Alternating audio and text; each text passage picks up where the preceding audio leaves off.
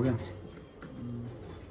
दोस्तों सर्दियों की शुरुआत हो चुकी है और सर्दियों के अंदर हमें रूम हीटर की आवश्यकता होती है, लेकिन कई बार बजट ना होने के कारण या फिर बाजार से जो हम रूम हीटर खरीदते हैं वो अच्छी क्वालिटी का ना होने के कारण जल्दी खराब हो जाता है और पैसे भी ज़्यादा लगते हैं। तो आज हम आपको सिखाने वाले हैं बिल्कुल प्रोफेशनल तरीके से रूम हीटर बनाना, वो भी कबाड़ से जुगाड़ इकट्ठा कर करके। जब आप कबाड़ अपने घर पे पड़ा होगा उसी से हम आपको रूम हीटर बनाना सिखाने वाले हैं, वो भी मात्र 200 से 300 रुपए के खर्च में। तो चलिए शुरू करते हैं, वीडियो को लास्ट तक जरूर देखें।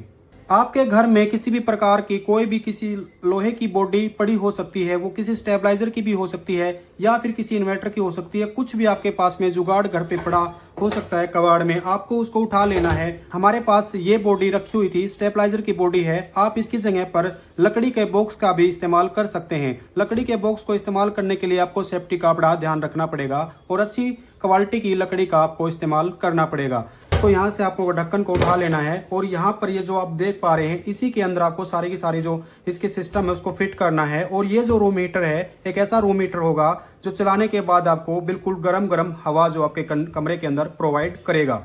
इसके लिए आपको किन किन चीज़ों की आवश्यकता पड़ेगी, सबसे पहले तो मैंने आपको जो बताया है ये इस प्रकार की कोई भी बॉडी आपको लेनी है। और उसके बाद इस प्रकार की जो ये आप राड वगैरह देखने लग रहे हैं, ये रूम हीटर की राड होती हैं। किसी भी इलेक्ट्रिशियन की दुकान के ऊपर जाके आप बोल सकते हैं कि रूम हीटर की हमें राड दे दो। ये राड आपको मिल जाएंगी, मात्र 50-50 रुपए में ये राड आपको मिलने वाली हैं। ये जो हमने यहाँ पर इसके जुगाड़ लगा रखा है पत्तियां वगैरह लगा करके, आपको भी सेम ऐसे ही इन राड को फिट कर लेना है। ये पत्ती जो आप देख पा रहे हैं, ये पत्ती आपके घर में भी हो सकती हैं या फिर आप कहीं से ला सकते हैं, काट सकते हैं, कैसे भी कर सकते हैं। इस प्रकार से आपने इनको फिट कर लेना है। इनको बड़ा ध्यान से देखें और इसी प्रकार से आपको इन दोनों को फिट करना है।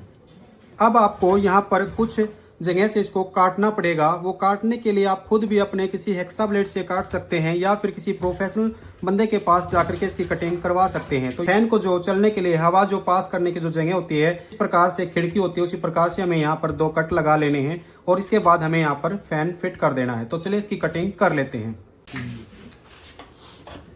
होगी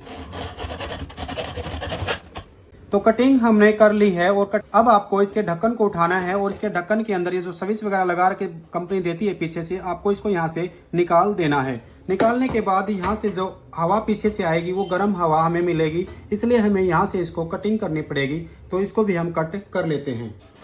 वो जो ढक्कन था वो ज़्यादा मजबूत ढक्कन था तो हमने उसको नहीं काटा क्योंकि वो हमें किसी और काम में लेने वाले हैं। तो दूसरा ढक्कन हमने ले लिया है और इसको यहाँ से हमने कट कर लिया है और इसी प्रकार से ढक्कन को हमने पीछे से भी कट कर लिया है जिससे हवा पास होगी। ये दोनों आप कट देख पा रहे हैं, इसी प्रकार से सेम आपको भी कट लगाने हैं।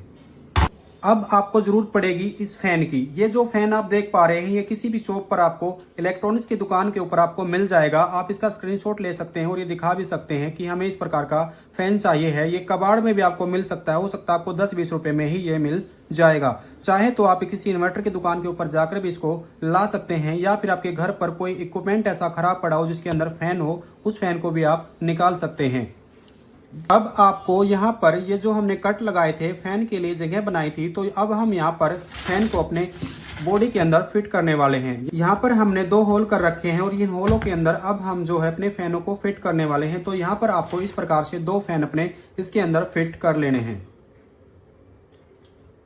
आप देख पा रहे हैं ये ट्रिगर बोलते हैं इसको, ट्रांसफार्मर भी होता है ये, जो लाइट को अप डाउन करने का काम करता है। यानी कि यहाँ से हम यहाँ से हम इसमें 220 वोल्ट देंगे, यहाँ पर हमें 9 वोल्ट आउटपुट में मिलेंगे। तो इस प्रकार का जो ट्रांसफार्मर आप देख पा रहे हैं ये आपके घर में हो सकता है। जो पहले बैटरियां होती थी, हैंड टॉर्च होती थी, उसके अंदर भी मिल जाएगा या फिर किसी भी इलेक्ट्रॉनिक्स के उपकरण के अंदर आपको ये मिल सकता है। तो उसमें से आपको इसने निकाल लेना है। ये हमने भी पुराने किसी इक्विपमेंट से निकाल रखा है। अगर आपके पास घर पर नहीं है तो आप इलेक्ट्रॉनिक्स की दुकान के ऊपर जा करके ये ला सकते हैं, जिससे हम अपने फैन को सप्लाई देने वाले हैं। अब हमें यहाँ पर फैन फिट कर लेने के बाद ये जो ट्रांसफार्मर मैंने आपको दिखाया था, इस ट्रांसफार्मर को यहाँ पर इस प्रकार से फिट कर लेना है। तो चलिए इसको भी फिट हम कर लेते हैं। ट्रांसफार्मर के साथ में आपको एक 4007 नंबर का ये डायोड जरूर लगाना है, क्योंकि ये हमें एसी से डीसी में कन्वर्ट करके लाइट देने वाला है, जिससे हमारे फैन चलेंगे। ये सारी चीज़ें लगने के बाद यहाँ पर हमने फैन इसमें लगा दिया है और यहाँ पर हमने इसमें ट्रांसफार्मर लगा दिया है। ये लगने के बाद इस प्रकार से कुछ ये दिखेगा। तो इस प्रकार से आप इसको बना के तैयार कर सकते हैं। अब हम इसका अगला प्रोसीजर जो रहेगा उसको आपको बताने वाले हैं। यहाँ पर ये जो हमने लकड़ियाँ लगाई हुई हैं, इसी प्रकार से आपको भी 2 लकड़ियाँ लगानी हैं। इन लकड़ियों के ऊपर जो हमने रोड ले रखी हैं, जो हीटर का हमारा काम करेंगी, जो रूम हीटर की रोड होती हैं, उनको हम उसके ऊपर फिट करने वाले हैं। क्योंकि इसके अंदर अगर हम डायरेक्ट बॉडी के साथ में टच करेंगे तो हमें शॉर्ट सर्किट होने का या फिर झटका लगने का भी खतरा रह सकता है। इसके बाद फ्रंट से जो हमारी बॉडी है उसको इस प्रकार से आपने नीचे की तरफ मोड़ लेना है। चाहे तो आप इसको यहाँ से कट भी कर सकते हैं। पीछे से जो ठंडी हवा आती है और फिर वो आगे जा करके हमें गर्म हवा मिलती है, तो उसके लिए हमें जो रास्ता जो बनाना पड़ेगा, इसलिए हमने इस बॉडी को यहाँ पर मोड़ देना है या फिर काट देना है। अब हम दिखाते हैं इसके अंदर किस प्रकार से हमें उस रोड को यहाँ पर फिट करना है।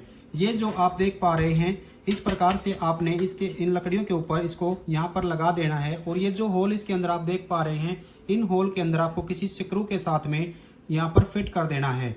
एक चीज़ का आप ध्यान रखें, ये जो पत्तियाँ हैं, इन पत्तियों के नीचे ही हमें इसकी जो मेन वायर रहती है जो इसको सप्लाई देने का काम करेगी, उनको साथ में ही फिट कर लेना है। तो चलिए इसको भी हम इसके अंदर लगा लेते हैं और वायर को भी हम इसके अंदर जोड़ देते हैं।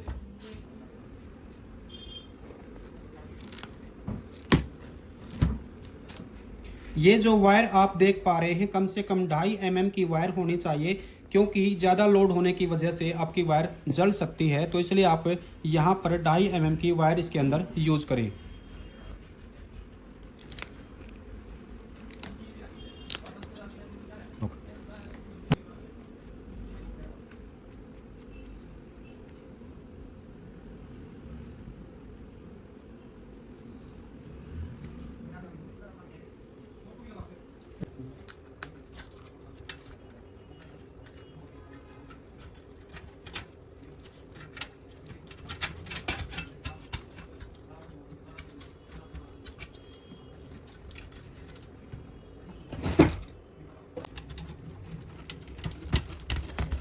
यहाँ पर हमने ये जो वाला स्क्रू यूज़ किया है, ये स्क्रू ज़्यादा लंबा नहीं होना चाहिए, नहीं तो आपका नीचे जा करके लोहे की बॉडी को जो है टच कर देगा और शॉर्ट सर्किट हो सकता है और आपको झटका भी लग सकता है। तो यहाँ पर हमने अब दोनों राड इसके अंदर बिल्कुल अच्छे तरीके से फिट कर ली है और इसके जो वायर थी हमने वो भी लगा ली है। तो सेम आपको भी लगा लेनी है। अब हम आपको बताते हैं कि ये जो हमने ट्रांसफार्मर और जो फैन वगैरह यूज़ किए थे, इनके कनेक्शन किस प्रकार से करने हैं। तो यहाँ पर आप देख पा रहे हैं कि दो तार जो है एक फैन के हैं और 2 तार एक फैन के हैं, जिनमें एक का कलर रेड है और दूसरे का कलर ब्लैक है। तो सेम आपको यहाँ पर इसी प्रकार से दिखेंगे। तो आपको जो रेड कलर के वायर हैं इनको आपस में जोड़ लेना है और इसी प्रकार से आपको ब्लैक को आपस में जोड़ लेना है। उसके बाद आप यहाँ पर देख पा रहे हैं कि ये जो हमने ट्रांसफार्मर यूज़ किया था, इसके एक साइड में 2 वायर हैं और एक साइड में 3 वायर हैं। जहाँ पर 3 वायर होती हैं ये होती हैं आउटपुट और जो 2 तार होती हैं ये होती हैं इनपुट। तो यहाँ से हमें सप्लाई इसके अंदर देनी है और यहाँ पर हमें आउटपुट मिलने वाली है। तो इसके कनेक्शन हम किस प्रकार से कर रहे हैं, इनको आपने बिल्कुल ध्यान से देखना है। ये जो रेड वायर है, इस रेड वायर के साथ हमें अब अपने डायोड को जोड़ना है। ये डायोड का यहाँ पर आप देख पा रहे हैं, इसके वाइट कलर के एक आपको चारों तरफ सर्कल मिलेगा। ये होता है इसका पॉजिटिव हिस्सा। तो पॉजिटिव हिस्से को हम यहाँ पर इसके साथ में जोड़ देंगे और जोड़ने के बाद इसके ऊपर आप टेप लगा सकते हैं या फिर इसको आप इसको सोल्डर करके भी टेप लगा सकते हैं, जिससे आगे भविष्य में आपकी कोई दिक्कत ना हो। इस प्रकार से आपको यहाँ पर जोड़ देना है। अब इस साइड जो है आप ट्रांसफार्मर की जो आउटपुट है इसकी एक वायर को जोड़ लेंगे। जो साइड में एक कलर की वायर रहती है, इन दोनों वायर को हमने यूज़ करना है और बीच वाली जो रहती है उसको हमें यूज़ नहीं करना है। अब ये जो ब्लैक वायर आप देख पा रहे हैं, दूसरी जगह पर आप वायर देख पा रहे हैं, इसके साथ यहाँ पर जोड़ देना है। तो यहाँ पर हमने फैन की वायर है जो ट्रांसफार्मर के साथ में जोड़ ली है और यहाँ पर हमने डायोड भी इसके साथ में फिट कर लिया है। अब हमें ज़रूरत पड़ेगी फॉइल पेपर की, क्योंकि इसके अंदर बहुत ज़्यादा हीट होने वाली है और इस हीट से जो वायरों की जो सेफ्टी होगी, वो जो हमारा पेपर जो है फॉइल पेपर ये करने वाला है। तो फॉइल पेपर को हम किस प्रकार से लगाने वाले हैं वो आप देख सकते हैं। इस प्रकार से आपको यहाँ पर फॉइल पेपर को फिट कर देना है, जो कि आपके ट्रांसफार्मर की, आपके फैन की और आपकी वायरों की सेफ्टी करेगा। यहाँ पर आप चाहें तो एक स्विच भी लगा सकते हैं, लेकिन हमने वीडियो ज़्यादा लंबी ना हो जाए इसलिए हमने यहाँ पर स्विच नहीं लगाया है और यहाँ पर इस प्रकार से जो ट्रांसफार्मर के जो आप कनेक्शन देख पा रहे हैं, ये कनेक्शन आपने यहाँ पर जोड़ देने हैं। अगर आप स्विच लगाएंगे तो फिर स्विच के साथ में ही इनको जोड़ना है।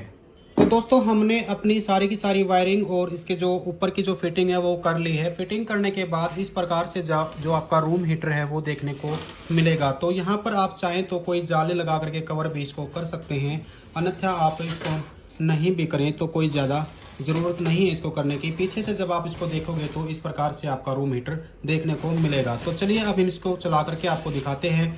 यहाँ पर हमने इसके अंदर अब पावर सप्लाई दे दी है। अब इसका बटन हम दबाने वाले हैं।